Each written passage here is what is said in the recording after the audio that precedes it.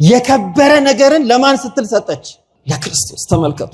ዋጋው ውድ የሆነ እርካሽ የሆነ ነገር አይደለም። ዋጋው ውድ የሆነ ነገር ለባለቤቱ ለእግዚአብሔር ሰጠች። ሰው ለሆነው አምላክ ይላችሁ ቅዱሳን ማለት ገድል የተጻፈላቸው ማለት ዋጋው ውድ የሆነ ሕይወታቸውን ለእግዚአብሔር የሰጡ ዋጋው ውድ የሆነ ማንነታቸውን ለክርስቶስ የሰጡ ሰዎች ማለት ናቸው። ጻድቅ ነበረ። 7 ጊዜ ሞቶ 7 የተነሳ ፈለጡት፣ ቆረጡት፣ በሳት አቃጠሉት፣ በሳት አልጋ አድርገው ጠብሰውት ምን ብለው በወፍጮ ፈጭተው በትነውት ምን ብለው አሁንም ሲነሳ አሁንም እንደዚህ ያደርጉት 7 ጊዜ ሞቶ 7 ጊዜ እንዲነሳ ጥቁርና ቀይ ቀለም እየነከረ ሲጽፍልህ ይግባ። 7 ጊዜ ሞቶ ተነሳ የሚባል ተረት መጻፍ ፈልጎ ሳይሆን ያን ሲያነቡ ያን ሲሰሙ የኢየሱስ መከራ ይቀልብሃል። ምን ኢየሱስ አንድ አይደል ሞቶ የተነሳው ትላለህ። የሆነውን ነው የምነግራችሁ። እነዚህ ተረቶች በትውልዱ ላይ ያመጡት የሷ ገድል የሷ ስራ የሷ ዝና ይነገራል። ዛሬ የቅዱሳን ገድል ሲነገር የሚያማቸው ሰዎች ይህን የማያውቁ ሰዎች ናቸው። ኮቴን አድርጌ ትምህርት ማር ነበርና ትምህርት ለመማር ሲሄድ የሚያውቁኝ እማሆ ያገኙ አንተ ጆባ አትመለስም አሉኝ። ኮት ስላረኩ ጆባ ነኝ ለሳቸውና አንተ ጆባ አትመለስም አሉ። አይ እማሆ አይቀልዱ፣ ሞት ቁርጥ ነው፣ ኢየሱስ ከሌሎት ይጠፋሉ፣ መዳን በኢየሱስ ነው ያሉ እዚሁ ዳገቱ ላይ ያወራኋቸው ምን እንዳሉኝ ታውቃለህ? ጊዮርጊስ ለማን አባክ ብሎ ነው 7 ጊዜ ሞቶ 7 ጊዜ ተነሳ። ለኚህ ሴትዮ የኢየሱስ ወሰዱ፣ ገረፉት፣ ሰቀሉት፣ ሞተ፣ ተነሳ፣ አለቀ። ቀላል። አሁን ተንኮሉ ምንድነው? ገድል ምን ያደርጋል ምናምን የሚሉት አላዋቂነት ነው። የአሸናፊዎች ታሪክ እንዳይነገር ነው። ገድል ማለት ይላሉ አባቶቻችን በህይወት የተተረጎመ ወንጌል ማለት ነው ይላል። አልጋ ላይ አርገውት ከስር በሳት ያቃጥሉ ሲለበልቡት ሲል አልክደም ብሎ ከዛ ሞተ። ከዛ ከእንደገና ተነሳና ሰላም ለእናንተ ይሁን አለ። ይሄ ሰው ያልቻል ነው ማሉና ብጭቅጭቅጭቅጭቅ አርገው ፈጅተውት ምናምን እርሻ መሃል በተኑት። 7 ጊዜ ስትገለው ማን የቀለለብህ ይመጣል? ኢየሱስ። እኔ አውቃታለሁ የሰይጣንን ተንኮል። አንዱን መድኃኒት፣ አንዱን መሲህ፣ አንዱን የዓለም ቤዛ፣ አንዱን የዓለም ታዳጊ ለማደብዘዝ፣ ለማቅለል፣ ለማሳነስ ገጸ ባህሪ ቅዱሳን ገጸ ባህሪ ነገሮችን ይጽፋቸዋል። ገድል ማለት የአሸናፊዎች ታሪክ ማለት ነው። ገድል ማለት ድል የነሱ ዲያብሎስን ያሳፈሩ ይህንን ዓለም ድል ያደረጉ ሰዎች የእግዚአብሔር ሰዎች የእግዚአብሔርን ኃይል አርገው እመቤታችንን ኃይል አርገው የቅዱሳንን በረከት ቃል ኪዳን ከነሱ በፊት የነበሩትን ቅዱስ ዳዊት ያቆየው ቃል ኪዳን ለልጁ ተርፏል። እግዚአብሔር ሰሎሞንን ምን አለው? አንተ በሰራው ስራ ቢሆን ኖሮ መንግስትህንም አንተንም አጠፋ ነበር፣ ስለ ዳዊት ስል ግን አቆያታለሁ፣ ለአንተ ዘመን ስል ስለ አባትህ ስለ ዳዊት ስል ከነሱ በፊት የነበሩትን አባቶች አርአያ አድርገው ይህንን ዓለም ድል ያደረጉ ሰዎች ታሪክ ማለት ነው ገድል ማለት። ስለዚህ ተሸናፊ ሰዎች አይወዱትም። የተሸነፈ ሰይጣን ገድል ሲሰማ አይወድም፣ ይበረግጋል። እስኪ ውሻ አንድ ቀን በልምጭ ምቱት፣ ከዚያ በኋላ ልምጫን ማሳየት ብቻ ነው፣ አይቀርብም። የተመታበትን ያውቃል። የቅዱሳን ገድል ማለት ዲያብሎስ የተመታበት ዱላ ማለት ነው። ዲያብሎስ የተሸነፈበት ኃይል ማለት ነው። በቃል ሳይሆን በሕይወት ድል ያደረጉበት፣ በንግግር ባሉባልታ ሳይሆን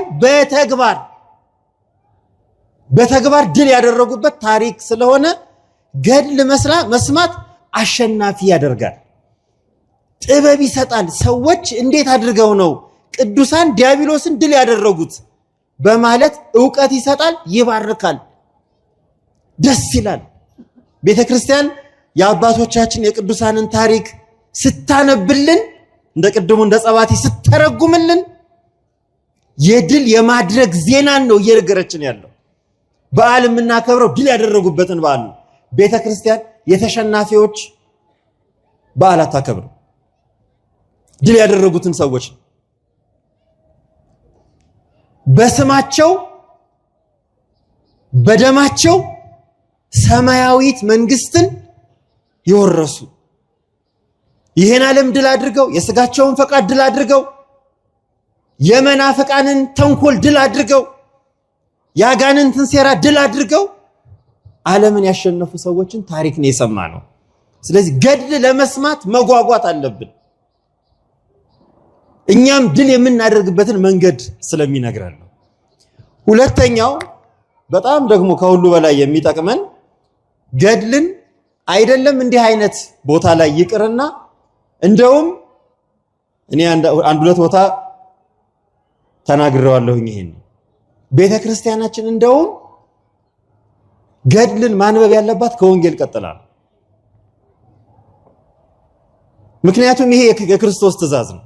ክብር ይግባውና መድኃኒታችን ኢየሱስ ክርስቶስ በቢታንያ ሳለ ይላል ቅዱስ ማቴዎስ በምዕራፍ 26 ላይ በቢታንያ ሳለ በአንድ ስምዖን በሚባል ሰው ቤት ውስጥ ገባ። በዚያም ሆኖ እያለ በዚያም ቁጭ ብሎ እያለ ጌታ ክብር ይግባውና መድኃኔዓለም አንዲት ሴት ዋጋው የከበረ እጅግ የከበረ ሽቱ አምጥታ እግሩን ከእንባዋ ጋር አበሰች። እያለቀሰች እግሩን አበሰች። ከዚያ ሰዎች አጠገባቸው የነበሩ ቤት በእንግድነትም የመጡ ጌታችንንም ተከትለው የሄዱ ሰዎች እንዴ ምን ማለት ነው? ይሄንን እኮ ዋጋው የከበረ ሽቱ እንዴት አድርጋ ታፈሰዋለች? እንዴት አድርጋ ትደፋዋለች? ያደረገችውን አላወቁም። እንዴት እንደዚህ ታደርጋለች? ይህ ዋጋው የከበረ የተወደደ ነገር ቢሸጥ እኮ ስንት ነዳይ ይጠቀምበታል አብናሉ።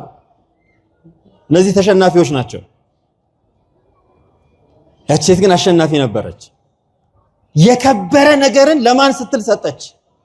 ለክርስቶስ። ተመልከቱ። ዋጋው ውድ የሆነ ርካሽ የሆነ ነገር አይደለም። ዋጋው ውድ የሆነ ነገር ለባለቤቱ ለእግዚአብሔር ሰጠች፣ ሰው ለሆነው አምላክ። ይኸውላችሁ ቅዱሳን ማለት ገድል የተጻፈላቸው ማለት ዋጋው ውድ የሆነ ሕይወታቸውን ለእግዚአብሔር የሰጡ ዋጋው ውድ የሆነ ማንነታቸውን ለክርስቶስ የሰጡ ሰዎች ማለት ናቸው። ይሄ እንዳይደንቃችሁ ጌታችን ምን አለ መሰላችሁ? ተው እንጂ ሴቲቱን አታስቸግሯት አለ። ከሁሉ የበለጠ ነገር አደረገች። እውነት እውነት እላችኋለሁ አለ የመንግስት ወንጌል በሚነገርበት በመላው ዓለም እስከ ዓለም ፍጻሜ ድረስ ወንጌል ሲነገር የሷ ገድል ይነገራል አለ። አይገርምም? እግዚአብሔር ቤተሰቦች ገድል እንዲነገር የፈቀደ አይደለም ያዘዘው መድኃኔዓለም ነው። የወንጌል ምስራች የመንግስተ ሰማያት ሕገ መንግስት ወንጌል የሕይወት ቃል የክርስቶስ ቃል ተስፋ ራሱ ክርስቶስ በሚነገርበት ወንጌል ማለት ክርስቶስ ማለት ነው። በኦርቶዶክስ በተዋህዶ እምነት ወንጌል ማለት መንግስተ ሰማያት ማለት ነው። ተራ ትምህርት አይደለም ወንጌል፣ ተራ መልእክት አይደለም ወንጌል። ወንጌል ማለት እግዚእነ ወአምላክነ ወመድኃኒነ ኢየሱስ ክርስቶስ ማለት ነው። ወንጌል ማለት የሱ ዜና ነው። የወንጌል ቃል በሚነገርበት ቦታ ሁሉ አለ ጌታችን የሷ ገድል የሷ ስራ የሷ ዝና ይነገራል አለ። ዛሬ የቅዱሳን ገድል ሲነገር የሚያማቸው ሰዎች ይህን የማያውቁ ሰዎች ናቸው። የእግዚአብሔር ፈቃድ ምን እንደሆነ ያልተረዱ ሰዎች ናቸው። ለዚህ ቅድም ጸባቴ ሲያነቡ እኔም እንዳረብሽ ቁጭ ብዬ ሰማ ነበር። እንዴት አድርገው ማራኪ የሆነ የአባታችንን ተጋድሎ የጻድቁን ተጋድሎ እኛ እንድንጠቀምበት እንድንማርበት እግዚአብሔር እንዲከብርበት ዲያብሎስ እንዲያፍርበት ዓለም እንዲበረግግበት ሁልጊዜ ይነበባል። አሁን ተንኮሉ ምንድነው? ገድል ምን ያደርጋል ምናምን የሚሉት አላዋቂነት ነው። የአሸናፊዎች ታሪክ እንዳይነገር ነው። ገድል ማለት ይላሉ አባቶቻችን በሕይወት የተተረጎመ ወንጌል ማለት ነው ይላሉ። ገድል ማለት ስለዚህ በሕይወት በአባቶቻችን ቅዱሳን ሕይወት ውስጥ የተተረጎመ ወንጌል ነው። ገድል ወንጌል ነው። ልዩነቱ በሰዎች ሕይወት ውስጥ ተተርጉሞ ነው የምናነበው ወንጌል። በአቡነ ተክለ ሃይማኖት ሕይወት ውስጥ በቅዱሳን ሕይወት ውስጥ ተተርጉሞ ነው የምናነበው ወንጌልን። ግን የምንሰማው አቡነ ተክለ ሃይማኖት ቸርነት አደረጉ፣ አቡነ ተክለ ሃይማኖት ድዊ ፈወሱ፣ አቡነ ተክለ ሃይማኖት ጽድቅ ስራን ሰሩ፣ ተጋድሎ አደረጉ ሲባል ከየት አግኝተው ማን አዟቸው? ከወንጌል። አዎ ጌታችን የአምላክነቱ የባህሪ አምላክነቱን የሚበልጥ አለ ለማለት ሳይሆን በእኔ የሚያምን አለ፣ እኔም ማደርገውን ያደርጋል፣ ከኔም በላይ ያደርጋል፣ ከዚህም በላይ ያደርጋል ማለት ነው። መምህራን እንግዲህ እንዲህ ነው የተረጎሙልን። እግዚአብሔር አምላካችን በአባታችን ጸሎትና በቅዱሳን በሊቃውንት አባቶቻችን በረከት ሁላችንንም ይባርከን። ይህ ሄላቱብ ነው። በዚህ ኦርቶዶክሳዊ ቻናል መዝሙር የሚጠብቀኝ አይተኛ፣ ስብከት፣ ቤተክርስቲያን የምታስተምራቸው 4 ጉባኤያት አሏት። የተለያዩ ክብረ በዓላትን በቀጥታ መከታተል ይችላሉ። ቻናላችንን ሰብስክራይብ በማድረግ አገልግሎቱን ያግዙ።